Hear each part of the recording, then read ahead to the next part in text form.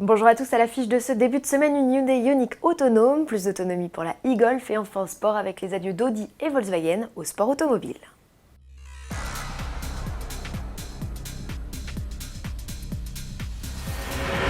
Vous pensiez avoir tout vu des nouveautés du salon de l'automobile de Los Angeles? Eh bien non, il nous en reste encore sous le pied. Tenez, Hyundai par exemple a profité de l'événement américain pour présenter sa Ioniq.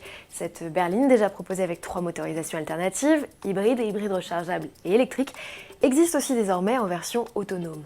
Le prototype ici dévoilé utilise des systèmes d'aide à la conduite déjà connus, auxquels s'ajoute une triple caméra au niveau du pare-brise ainsi qu'un triple radar dit lidar dans le bouclier, pour ainsi comprendre, analyser la signalisation et détecter les obstacles aux piétons.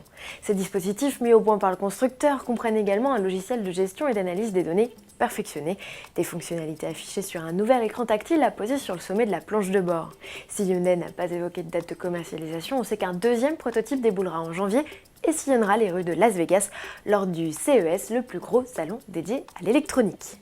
De son côté, Volkswagen a profité de l'événement américain pour présenter la Golf 7 restylée, mais pas n'importe quel modèle, la version électrique, histoire de se refaire une virginité dans un contexte toujours difficile pour le constructeur.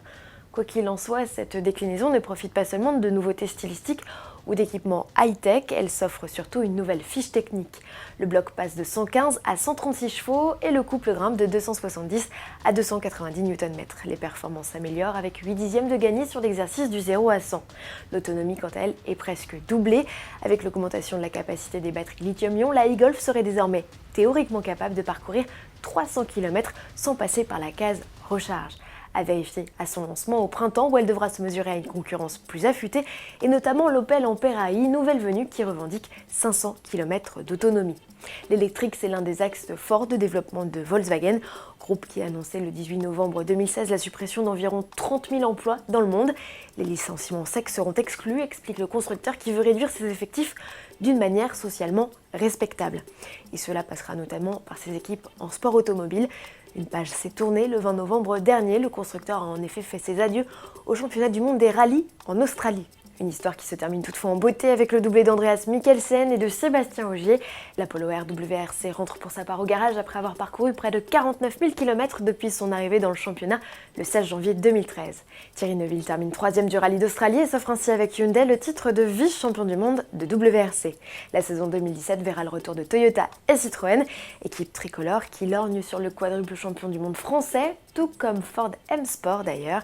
Affaire à suivre, prochain rallye à Monte-Carlo le 18 janvier. De son côté, Audi s'est retiré du championnat du monde d'endurance au terme des 6 heures de Bahreïn, histoire qu'il conclue avec un doublé. Lui aussi, l'équipage Duval di Grassi Jarvis s'impose. C'est la 107e victoire du constructeur en endurance. Derrière eux, le trio Tréluyer, Fassler, Lotterer. Mark Webber, qui a mis un point final à sa carrière en endurance à l'issue de cette course, se classe 3e avec ses équipiers Brendan Hartley et Timo Bernhard.